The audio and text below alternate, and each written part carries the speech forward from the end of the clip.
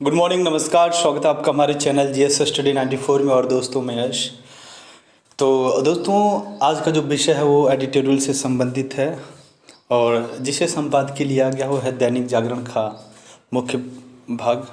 तो दोस्तों चलते हैं। आपने देखा होगा कि कुछ दिन पहले तकरीबन 3 हफ्ते या 2 हफ्ते पहले हमारे देश के बहुत बड़े बिजनेसमैन, बहुत बड़े बाबा, ठीक है, या फिर कहें इस समय के आधुनिक भारत के आयुर्वेद के जनक, ठीक है, रामदेव बाबा जी, कुछ डिबेट हो रहा था। तो उन्होंने किस प्रकार से एक आरोप लगा दिया था कि देश में जो समस्याएं बढ़ी हैं, जो भारी भरकम कुछ रोगों में इजाफा हुआ है, उसका जिम्मेदार एलोपैथ है।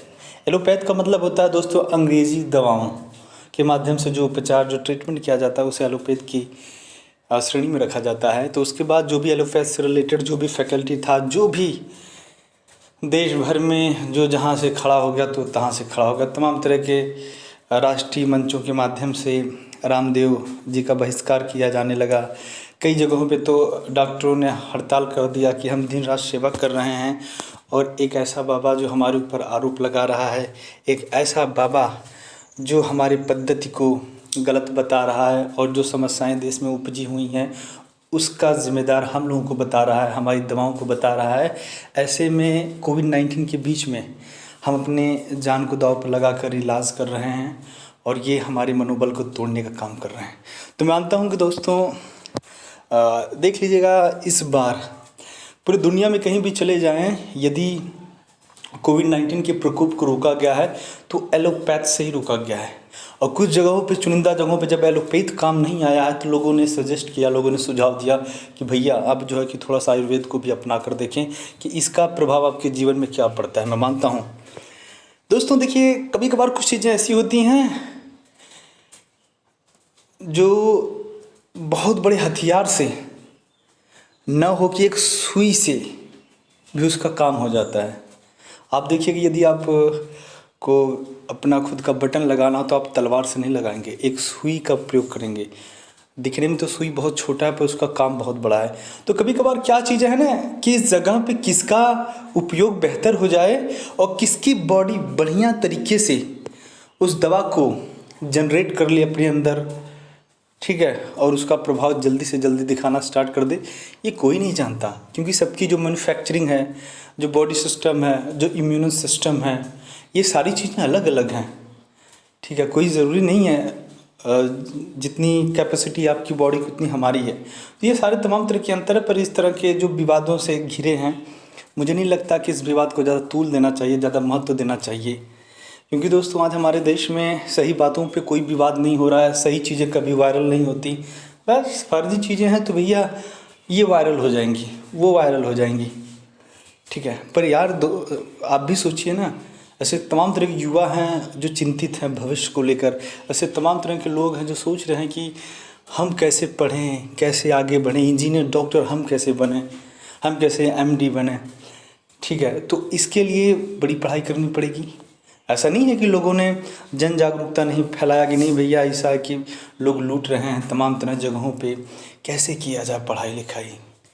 बेरोजगारी है, कुपोषण है, गरीबी है, स्वास्थ्य की क्या स्थिति आप देख रहे हैं, देश में भ्रष्टाचार कितने लेवल तक है आप देख रहे हैं, पुलिस प्रशासन का क्या सहयोग है समाज के लोगों में वो भी आप देख रहे हैं। कुछ चंद पुलिस वाले देश की अस्मिता पर दाग धब्बे हैं जिस वजह से हमारे तमाम जो पुलिस भाई हैं, जो वॉलंटियर हैं, जो सेना के लोग हैं, उनको भी अपमानित होना पड़ता है इस चंद गिने चुने लोगों की वजह से।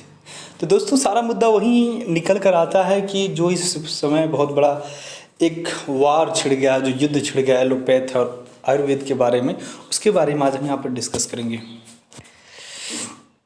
तो देखिए यहाँ पे लिखा स्वस्थ जीवन और दीर्घायु सर्वोच्च अभिलाषा है। आप भी सोचिए किसी का उद्देश्य क्या होता है कि मेरा जो स्वास्थ्य बहुत अच्छा हो और मैं काफ़ी लंबे समय तक जीवित रहूं। रोग रहित जीवन और स्वस्थ जीवन में अंतर है। अब देखिए, रोग रहित जीवन और स्वस्थ जीवन में अंतर है, ठीक। एक में है कि जो आपकी ज़िंदगी है वो बिना रोग के है पर आपका जीवन लंबा है, और एक क्या है कि स्वस्थ जीवन है, लंबे समय तक, जब तक आप मिट्टी में ना मिल गए तब तक आपकी शरीर एकदम चंगा। ठीक, तत्काल गिरे। कभी कभार आपने देखा होगा कि भैया फलाने 60-70 साल के थे, चल रहे थे, अचानक कुछ हुआ, मर गए। और कुछ लोग ऐसे भी हैं जो 15 साल से, 5 साल से, 3 साल से खटिया पे बैठे हैं, वहीं से गाली गलौज देंगे, ये ला वो लो। उसके बाद भी उनकी जो है अंतिम प्रतीक्षा अभी भी कोई नहीं बतला सकता, कि दिन भर बैठे रहते हैं और कई साल से यही सारी चीज़ें चल रही हैं, सब कुछ खटिए पे ही होता है। फिर भी इनकी देखिए, इनकी आयु देखिए कितनी दीर्घ है। उसके बाद बात करते हैं रोगी शरीर में अंत संगीत नहीं होता। आयुर्वेद आचार आधारित आयुर्विज्ञान है और एलोपैथी उपचार आधारित चिकित्सा विज्ञान है। देखिए कितना बड़ा अंतर है यहाँ पे। ठीक है, एक अपने आप को आयुर्विज्ञान बता रहा है, दूसरा एलोपैथिक उपचार। आयुर्विज्ञान का मतलब होता है एक ऐसा विज्ञान जो इंसानों की आयु को मतलब बेहतर कर दे, लंबा कर दे। यदि आप डायबिटीज़ के मरीज़ हैं, बीपी के मरीज़ हैं, तो दोस्तों भूल जाइए कि 1-2 महीना, 1 साल, 2 साल दवा खाने के बाद आप ठीक हो जाएंगे एलोपैथ के माध्यम से। नहीं, गलत है। यदि आपको एक बार भी अटैक आ गया है हार्ट का, आपको शुगर की समस्या है, तो आपको हमेशा जब तक आप जीवित रहेंगे दवाओं का उपयोग करना पड़ेगा, सेवन करना पड़ेगा। अन्यथा दोस्तों जिस दिन छोड़ेंगे उस दिन सही वो स्थिति फिर पुराने की तरह हो जाएगी जैसी स्थिति थी। स्वस्थ जीवन के लिए दोनों उपयोगी हैं, लेकिन यहाँ दोनों के समर्थक विद्वानों में परस्पर भिड़ंत हैं। ये सही बात है। देखिए कुछ चीज़ें ऐसी होती हैं ना जो तत्काल में सबसे ज़्यादा जो आवश्यक होती हैं वो, क्योंकि देखिए जो ये आयुर्वेद है उसका जो है काम बहुत परफेक्ट होता है, लंबे समय तक उसका बना रहेगा, पर उसका काम भी दोस्तों धीरे धीरे होता है। यदि कोई व्यक्ति है किडनी स्टोन जैसी समस्या से चिल्ला रहा है, चीख रहा है, या फिर उसका कोई एक्सीडेंट हुआ है, चिल्ला रहा है, चीख रहा है, तो ऐसे में क्या है कि एलोपैथ के माध्यम से आप उसका उपचार नहीं कर सकते। सॉरी जी, आयुर्वेद के माध्यम से आप उपचार नहीं कर सकते। वहाँ पे एलोपैथ का ही जो तमाम तरह की टर्माडोल इंजेक्शन आता है, ठीक, या फिर कोई हाइड्रोक्लोरिक जैसा, ठीक है, डाइक्लोटॉल इंजेक्शन आता है। ऐसे तमाम तरह के इंजेक्शन मारने पड़ेंगे। किडनी के लिए आपको सुपर स्पास मारना पड़ेगा। तो इसका काम आपका यहाँ पर आयुर्वेद से बहुत ही बेहतर है। नहीं तो कभी कभार क्या होता है दोस्तों, लोग मतलब कष्ट से लोगों की जान चली जाती है, दर्द से लोग चिल्लाने चीखने लगते हैं। ऐसे में आपका आयुर्वेद कहीं भी नज़र नहीं आएगा। तो मेरा उद्देश्य ये है कि मैं ये नहीं बता रहा हूँ कि नहीं भैया फलाने ठीक है, नहीं, अपनी अपनी जगह दोनों महत्वपूर्ण है। वही मैं उदाहरण दिया आपको ना, जहाँ पर महत्वपूर्ण है दोस्तों, उपयोगी है, ठीक है, सुई में धागा डाल के बटन लगाना। अब देखिए यहाँ पे इसका अलग काम है पर बहुत ही उम्दा है, और एक जगह है जहाँ तलवार है। हालांकि दोनों का प्रयोग, सुई का वहाँ भी प्रयोग कर सकते हैं पर उससे कुछ होने वाला नहीं है, अंततोगत्वा आप चले जाएंगे, धराशायी हो जाएंगे। तो सबका अलग अलग जगह अपना अपना महत्व है। यदि एक दूसरे के रूप में तुलना करेंगे तो उनका महत्व खत्म हो जाएगा। तो लोगों की उपयोगिता के अनुसार उनकी महत्व को स्वीकार करें, ये चीज़ें गलत है जो हम कॉन्ट्रडिक्शन क्रिएट कर रहे हैं। इसकी आंतरिक गतिविधि का बड़ा भाग जान लिया गया है चिकित्सा विज्ञानियों को। इसका श्रेय आयुर्वेद का जन्म लगभग 4000 वर्ष पूर्व ऋग्वेद के रचना काल में हुआ और विकास अथर्ववेद में। आपको पता होगा दोस्तों, जो ऋग्वेद है, जैसे जब आप पढ़ेंगे कि जो हमारे देश में जो इतिहास है, ठीक है, जब आप प्राचीन इतिहास पढ़ेंगे तो कैसे आप जानेंगे कि लोगों का पहले का समाज कैसा था, लोगों की संस्कृति कैसी थी। तो ऐसे में तमाम तरह के स्रोत हमारे पास हैं, जैसे ऐतिहासिक ग्रंथ हुआ, धार्मिक ग्रंथ हुआ, विदेशी यात्रियों के विवरण हुआ, ठीक, या फिर पुरातत्व विभाग के माध्यम से जो चीज़ें कलेक्ट की गई उनके माध्यम से हम जानते हैं कि नहीं क्या चीज़ें कब हुई हैं। और ऋग्वेद जो है दोस्तों, वेद में अगर देखा जाए तो सबसे पुराना है, ठीक, और उसके बाद जब अथर्ववेद को देखा जाएगा तो सबसे नया, सबसे बाद का जो वेद है अथर्ववेद है। तो आप यहाँ पे देख सकते हैं कि अथर्ववेद में अनेक अंगों की विवरण है और यह गणना सुव्यवस्थित है। इन लेखकों ने आयुर्वेद के 2 आचार्यों चरक और सुश्रुत का उल्लेख किया है। यूरोप में एलोपैथी का विकास 16वीं और 17वीं सदी के आसपास हुआ। H.S. मीन ने लिखा, भारतीयों ने चिकित्सा शास्त्र का विकास स्वतंत्र रूप से किया, मतलब खुद के ऊपर किया, कहीं से कुछ सीखा नहीं। पाणिनि के व्याकरण में विशेष रोगों के नाम हैं। संस्कृति में जो व्याकरण हम लोग पढ़ते हैं उसके जो रचयिता हैं दोस्तों वो पाणिनि ही हैं, जिन्होंने अपने व्याकरण में कई रोगों के नाम तक डाल दिए हैं। अरब चिकित्सा प्रणाली की आधारशिला संस्कृत ग्रंथों के अनुवादों पर रखी। यूरोपीय चिकित्सा शास्त्र का आधार 17वीं सदी तक अरब चिकित्सा शास्त्र ही था। एलोपैथी सुव्यवस्थित आधुनिक चिकित्सा पद्धति है। ठीक, इस चिकित्सा का नाम होम्योपैथी के जन्मदाता जर्मन चिकित्सक डॉक्टर सैमुअल हनीमैन ने एलोपैथी रखा था। इसका अर्थ अलग या भिन्न मार्ग है। इसे पश्चिमी चिकित्सा विज्ञान, आधुनिक चिकित्सा विज्ञान भी कहते हैं। इसका चिकित्सा तंत्र बड़ा है और शोध का दायरा भी। इसने जानलेवा बीमारियों से करोड़ों लोगों को पुनर्जीवन दिया है। Surgery, radiation, CT scan. अब आप ही सोचिए, किसी महिला को प्रसव पीड़ा हो रहा है, बच्चा पैदा होने वाला है, ऐसे में मैं मानता हूँ आयुर्वेद बहुत बड़ी चीज़ है। ठीक है, पर कुछ चीज़ें हैं दोस्तों जहाँ पर आप आयुर्वेद का बिल्कुल इस्तेमाल नहीं कर सकते हैं। इसकी वास्तविकता को समझिए, अन्यथा दोस्तों हर जगह आयुर्वेद होता। ठीक है, हो सकता है कि कुछ लोग मेरे वीडियो देखेंगे तो वो डिबेट करना चाहेंगे और शायद कमेंट बॉक्स में जाकर लिख दें, अरे ये है वो है। तो भैया ये जो पूर्वाग्रह है, कुछ लोग जो पीड़ित है ना, वो थोड़ा सा इस वीडियो से दूर रहेंगे, क्योंकि मैं खुद डॉक्टर हूँ। तो मुझसे बेहतर लगभग जो इस फील्ड का होगा वही जानता होगा, अन्यथा नहीं कोई जानता होगा। इसलिए मैं आपसे बता रहा हूँ कि कुछ चीज़ें उम्दा हैं, एक्सीलेंट है, आउटस्टैंडिंग है, तो उस चीज़ का कंपेयर उससे मत करिएगा। और कभी भी अपने विचारों को यदि एक तरफा रखेंगे तो फिर क्या होगा कि एग्जामिनर सोचेगा कि अरे भैया ये तो बहुत हठी टाइप का है, एरोगेंट टाइप का है, रूडी है। तो आपके जो मार्क्स हैं वो इतनी तेज़ी से गिरेंगे, कटेंगे कि आप हैरान हो जाएंगे, अरे भैया फलाने से तो हमने अच्छा लिखा था, फला स्टूडेंट से आपने बेहतर लिखा था। पर जो एग्ज़ामिनर पढ़ रहा था ना, उसने आपकी नेगेटिविटी को देख लिया था लेखन शैली में, इसलिए वो आपको साइड कर दिया। MRI सहित तमाम घटक विस्मयकारी हैं। कोविड महामारी के दौरान लाखों मरीजों की जांच हुई। सर्वथा नए वायरस की जांच और उपचार विस्मयकारी हैं। अल्प समय में कोरोना से बचाव का टीका भी कम आश्चर्यजनक नहीं। जीवन की परवाह त्यागते हुए उपचार करने वाले विज्ञानी, चिकित्सक और पैरामेडिकल स्टाफ प्रशंसनीय है। आयुर्वेद आयु का विज्ञान है। यह चिकित्सा विज्ञान होने के साथ स्वस्थ रहने की जीवन शैली भी है। चरक संहिता की शुरुआत जीवन सूत्रों से होती है। कहते हैं यहाँ बताए गए स्वस्थ व्रत का पालन करने वाले 100 वर्ष की स्वस्थ आयु पाते हैं।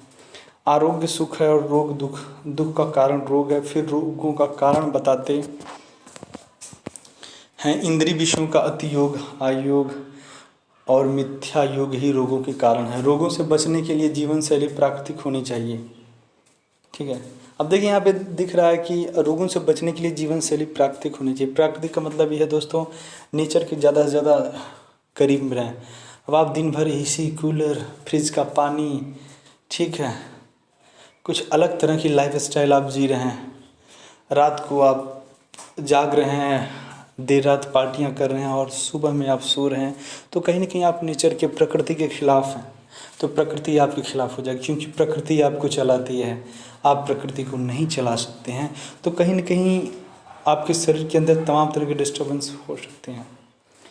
महामारी के दीर्घकाल में रोग निरोधक शक्ति की चर्चा पूरे देश में थी। आधुनिक चिकित्सा विज्ञान में इसकी प्रभावी दवा नहीं है।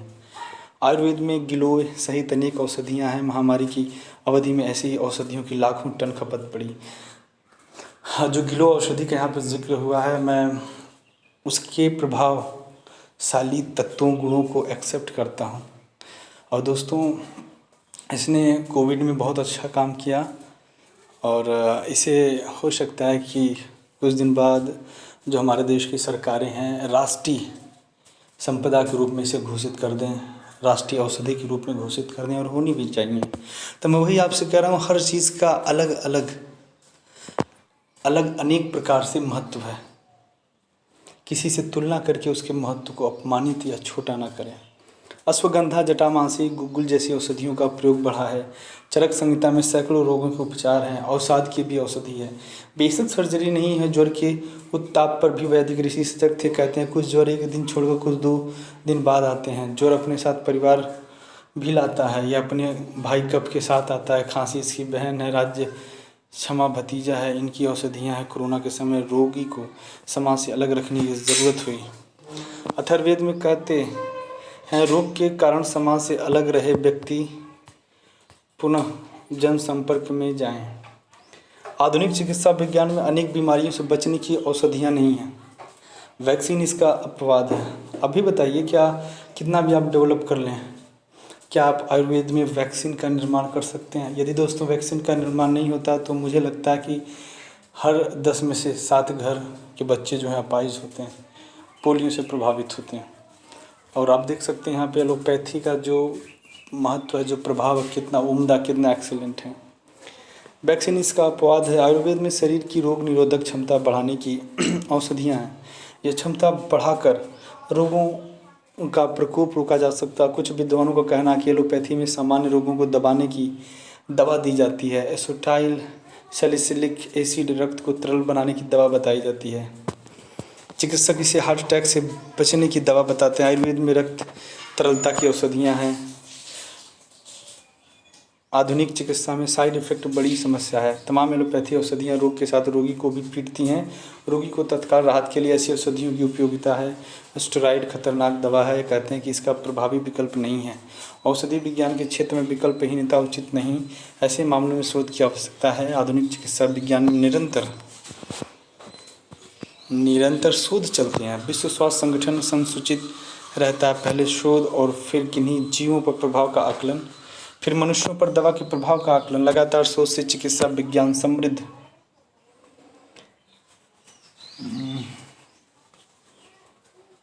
होता है। ज्ञान विज्ञान क्षेत्रीय नहीं होते हैं। वे शोध सिद्धि के बाद सार्वजनिक संपदा बन जाते हैं। आयुर्वेद आयु का वेद विज्ञान है। इसमें भोजन, पाचन, श्वसन, चिंतन, तनाव, स्मृति और निद्रा भी स्वस्थ रहने के लिए विषय। आयुर्वेद में भी लगातार शोध की आवश्यकता है। आधुनिक चिकित्सा विज्ञान और आयुर्वेद में कोई प्रतिस्पर्धा नहीं है। दोनों का उल्लेख मानवता का स्वास्थ्य है। दोनों को परस्पर ज्ञान का आदान प्रदान करना चाहिए। इस या उस चिकित्सा प्रणाली की खामियां निकालने का कोई उपयोग नहीं है। दोनों पद्धतियों का लक्ष्य एक है। दोनों की अपनी विशेषता है। दोनों का एक विकास वैज्ञानिक दृष्टिकोण से हुआ है। दोनों विज्ञान है। दोनों की सीमा भी है। डायबिटीज़ से विश्व का बड़ा भाग पीड़ित है। इस रोग को समाप्त करने की दवा नहीं है। दोनों प्रणालियों को मिलाने की ज़रूरत है। कुछ बीमारियों का उपचार पहले आयुर्वेद को सौंपा जा सकता है। इसी तरह कुछ रोगों का प्रारंभिक उपचार आधुनिक चिकित्सा विज्ञानी करें, बाद का उपचार आयुर्विज्ञानी करें। दोनों के विशेषज्ञों में सतत संवाद चलते रहने की व्यवस्था करनी चाहिए। प्राचीनता और आधुनिकता का संगम राष्ट्रीय जीवन के सभी क्षेत्रों में फलप्रद होता है। चिकित्सा और रोगोपचार के क्षेत्र में दोनों के विशेषज्ञ मिलकर शोध करें। आरोप प्रत्यारोप का कोई औचित्य नहीं है। धन्यवाद, नमस्कार, धन्यवाद।